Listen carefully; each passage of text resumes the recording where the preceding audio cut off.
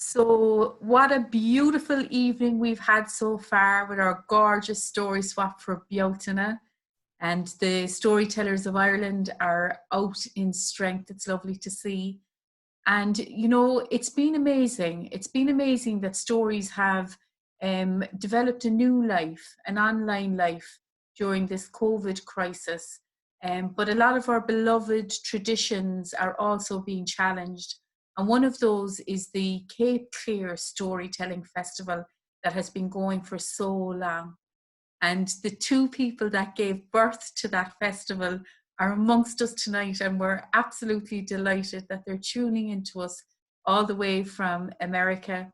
But before we come to them, I'm just going to ask Jack to tell us what's happening with the Cape Clear Festival this year. So, Jack, if you could just unmute and tell us a little bit about what's happening. Well, Maria, I'll do that. And it's lovely again to see Chuck and Nell. Well, like most festivals this year, we've had to cancel, but the committee have big plans. We had a great lineup of tellers, including Lenny Cabral from the States, who appeared at Cape Clear before in the past, and indeed he appeared at Bray at the festival that Aoife there runs, and he's from Rhode Island, but his people came from Cape Verde off the coast of Africa, and hundreds of years ago, well, quite a while back, they came for the whaling, and now he's living there, an extraordinary storyteller. We also will have Horleifur Johansson from Iceland, who's another fine storyteller. And we'll have Claire Murphy, the great Claire Murphy. And then Mara Menzies, who is Scottish and Kenyan. And the musician this year is Ger Wolfe from Cork. We'll also have Confada O'Driscoll back as well as a singer and a songwriter.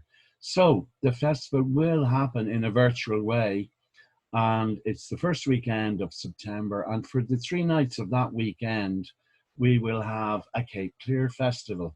We're going to get all the tellers who we can actually pay now because of the Arts Council grant, and they're going to send us various stories on film, and we're going to have the film professionally edited and all that. So there'll be 3 sessions of storytelling and an extra one for children and that.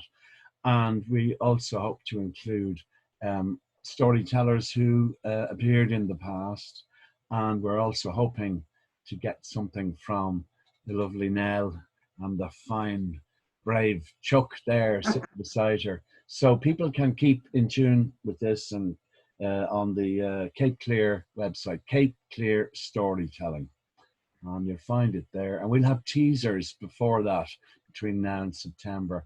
So that's the good news. Cape Clear will happen in the ether, and we hope to see you all there on your screen. That's absolutely great news. So we're going to give the Zoom clap for that.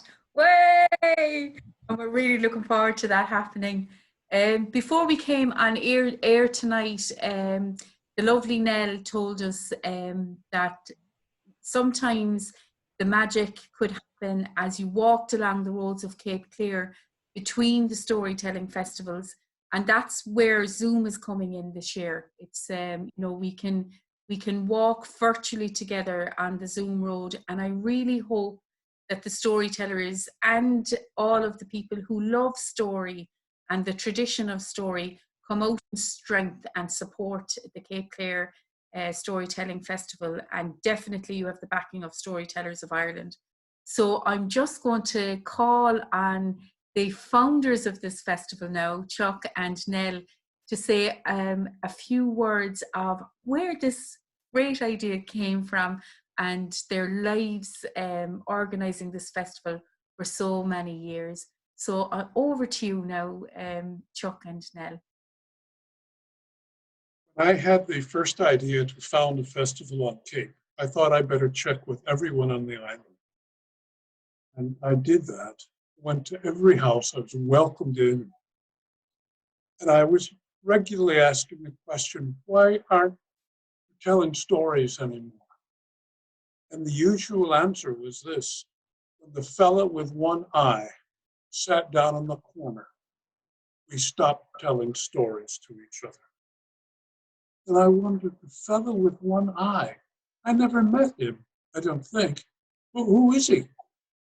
Chuck, haven't you ever heard of television? Oh.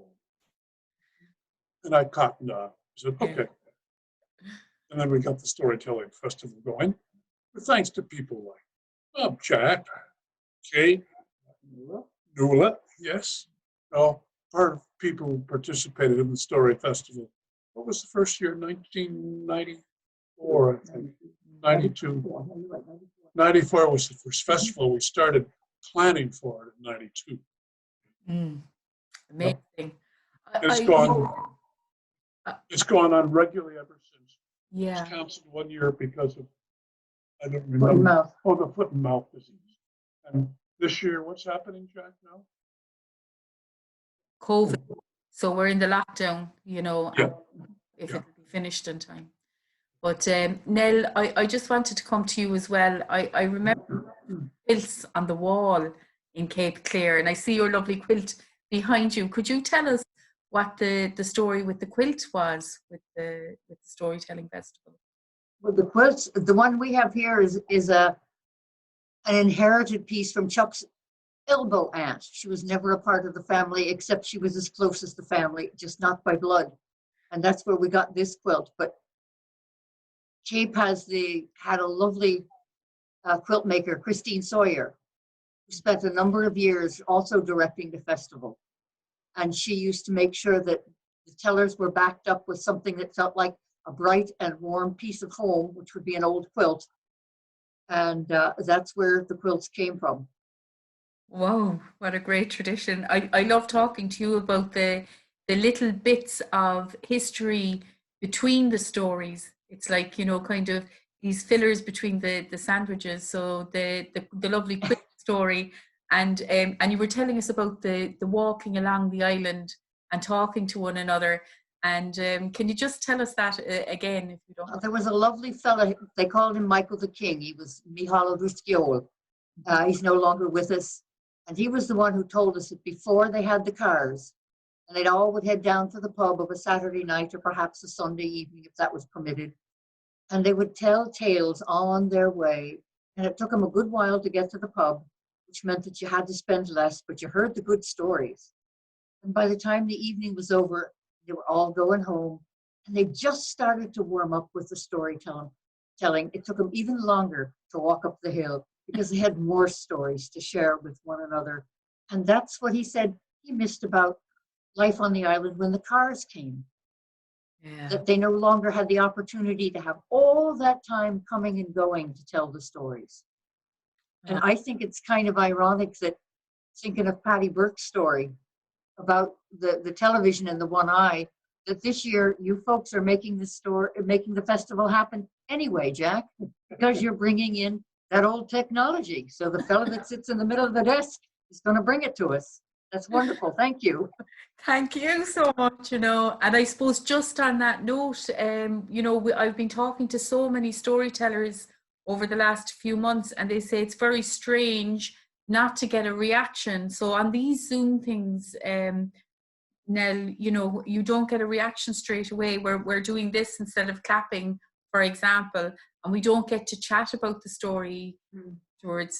So it's a lovely bridge in these tough times, and we're so grateful for it, but we are looking forward to the day when we get to walk shoulder to shoulder of the island again. Thank you so much for tuning in. We're delighted with you, I feel like I'm home again. Absolutely. Maria, can I say something? You can indeed. Yeah. Neil. Just to say, seeing Chuck and Nell reminds me of, it's a strange coincidence, but the time that I spent a winter there meeting some of the elders as they call them, on the island, telling their stories. It's a strange coincidence because you know the couple, Chuck and Nell, Odrishgioel too, that lovely couple that smiled and told us. I don't think he's with us anymore. But they told the very same story that Francis has just told. One of the customs on Cape was when a fella was coming home and he'd a bit much to drink, the neighbours would play a trick on him and dismantle his cart and put the donkey in the house. Exactly the same way as Francis has described the fella up in Armagh doing. Isn't that an extraordinary thing? You know, that all these customs around May or summertime, or the divilment they got up to, spread all over the country without anybody saying they should. So that's absolutely all. Amazing. And we have a copy of the Borderina Swinta right here. Great. We've given away our last one to folks here who have Irish background. Oh, I remember the winter well. Well, fantastic. you're one of the few who have, because I can't find any anymore, but it was great to have that experience. Lots of love to you both. And to you. And we've had the pleasure of our own quiet little storytelling festival here when Jack and Dovey Thomason and Ed Stivender appeared on our porch one June day. I think we'd been here just over a year then. And we sat around and we never got very far from the porch because we just told stories, or they did, and we heard happily. Chuck and Nell. Chuck, We exciting, love you so much. Yeah. Poems by Jared Manley Hopkins, and that was a great part of the night. Do you know, I just had an idea, although it's going to be on screen, the festival this year, and it's the one-eyed man in the corner. I just thought, here's an idea now, just so that people watching from wherever they're watching and whatever country they're watching, they should try and get some blackberries to be eating during the festival, you know, because it's blackberry time in September on Cape Clear. And of course, as I used to say, explaining to our visitors from other countries and that, you know, yes, you'll find the blackberries all along the lanes, but be careful when you're picking the blackberries. Only go for the ones that are really black and really glossy. Don't pick a blackberry if it's not glossy, if it's matte and that.